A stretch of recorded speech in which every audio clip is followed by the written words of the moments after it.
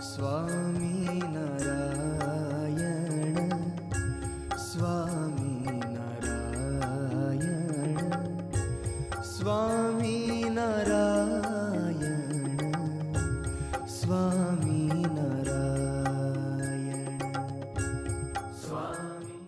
વાલા હરિભક્તો, આજે આપણે સદગુરુ ગુણાતીતાનંદ સ્વામીના જન્મસ્થાન ભાદરા ગામે આવેલા છીએ. આ વિડીયોની અંદર આપણે સદગુરુ ગુણાતીતાનંદ સ્વામીનું જન્મસ્થાન, મહામુક્તરાજ વશરામ ભક્તનું ઘર અને ઊંડ નદી કે જ્યાં મહારાજે અનેક વખત સ્નાન કરેલું છે એના દર્શન કરીશું. તો વિડીયોને અંત સુધી જોવા વિનંતી.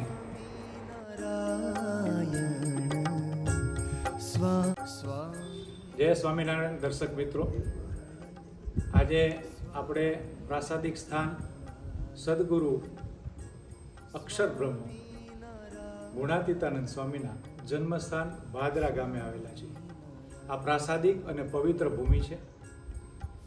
આ જે અત્યારે જગ્યા ઉપર આપણે બેઠા છીએ એ વશરામ બાપા સુથારનું આ મકાન હતું. આટલો જ ભાગ આખો મકાનનો હતો.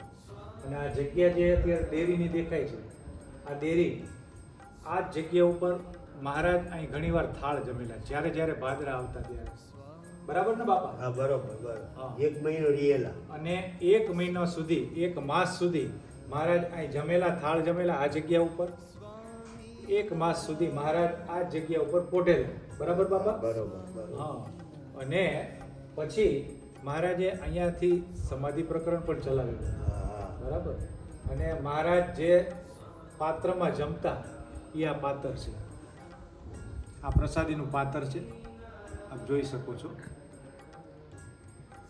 મહારાજ આ પાત્રમાં જમતા અને આ પાત્ર અહીંયા આ સ્વામિનારાયણ મંદિર છે એ મંદિરની અંદર આ પાત્ર રાખવામાં આવેલું છે.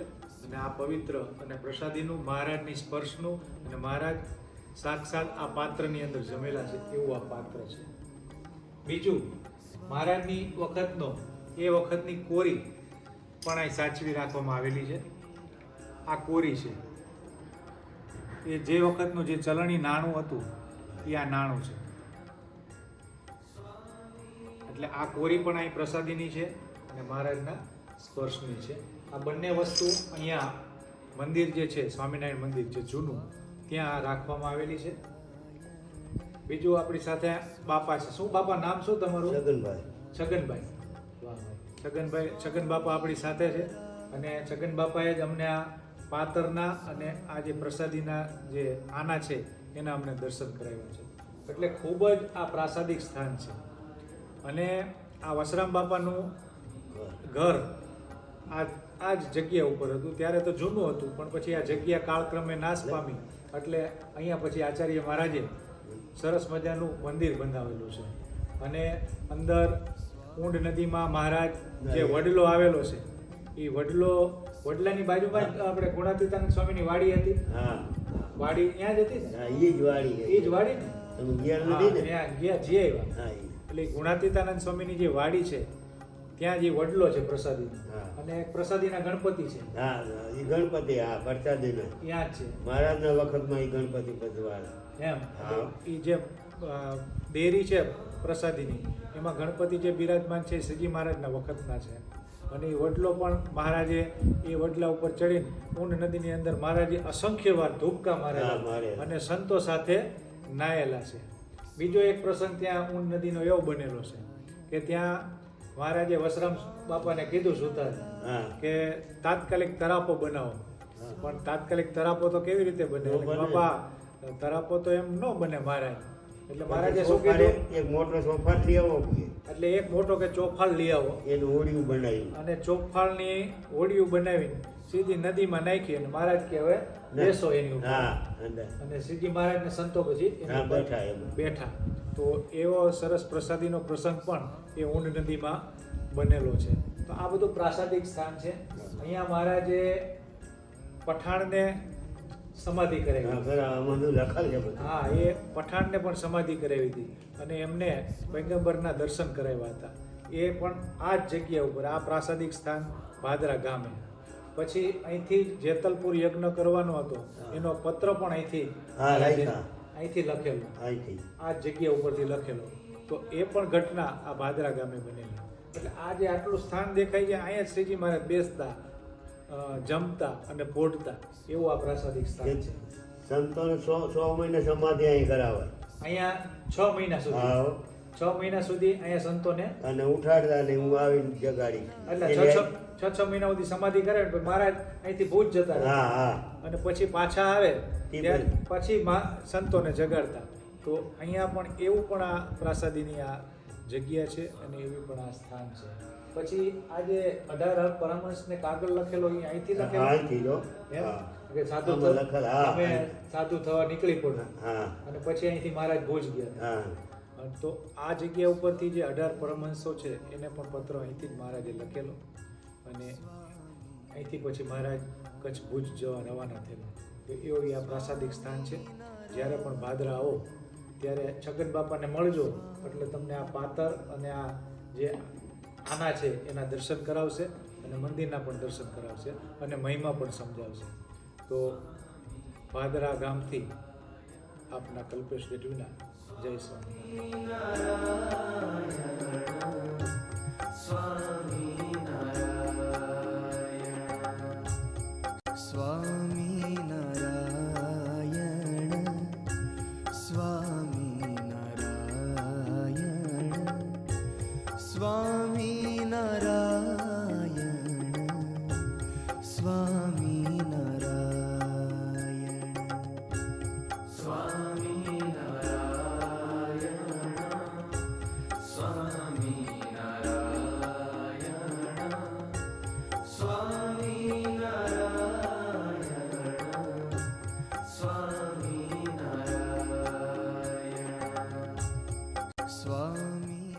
અત્યારે જે પ્રસાદીની જગ્યાના આપણે દર્શન કરી રહ્યા છીએ એ છે મહામુક્તરાજ સુતાર શ્રી વસરામ બાપાનું મકાન.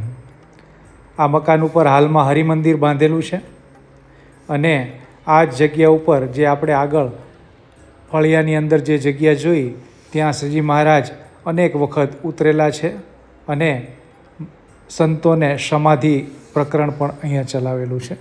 તો એવી આ પ્રસાદીની જગ્યાના આપણે દર્શન કરીએ. સ્વામિનારાયણ સ્વામિનારાયણ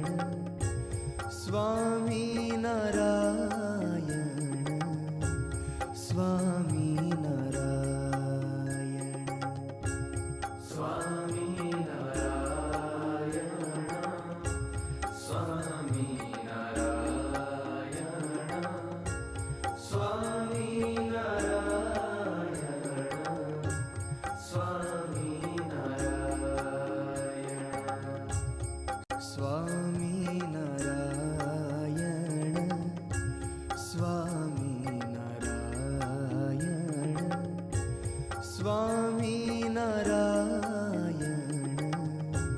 સ્વામિનારાયણ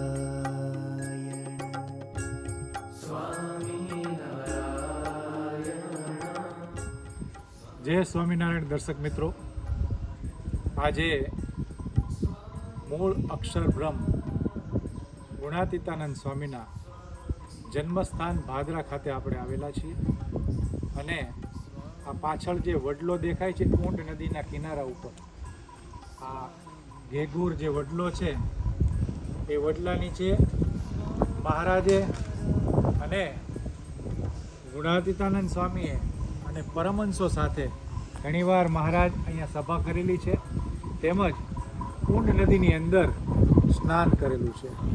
તો આપણે સૌ પ્રથમ ઊંડ નદીના દર્શન કરશું.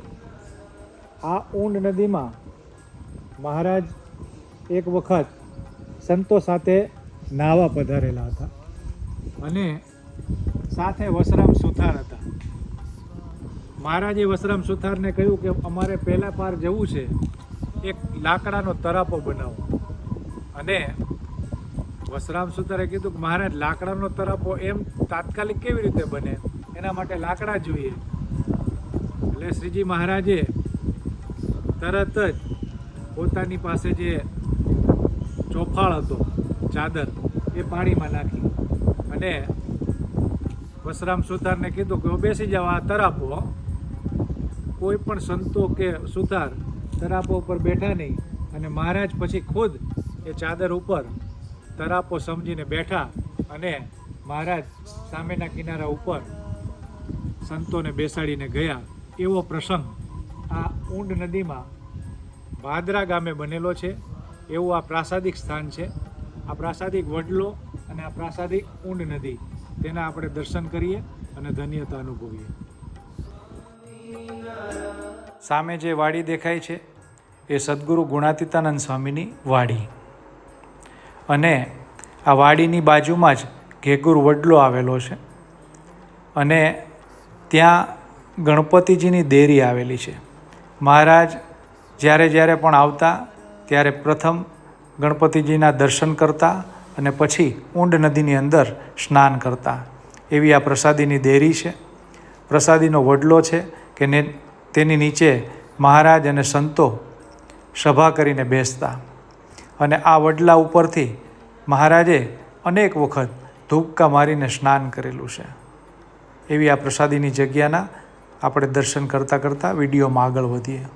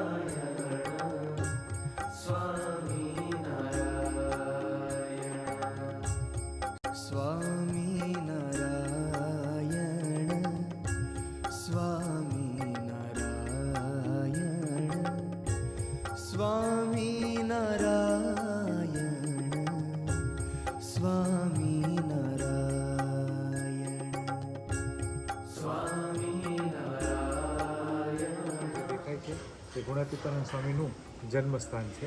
તો ચાલો મારી સાથે સ્વામીના જન્મસ્થાનના દર્શન.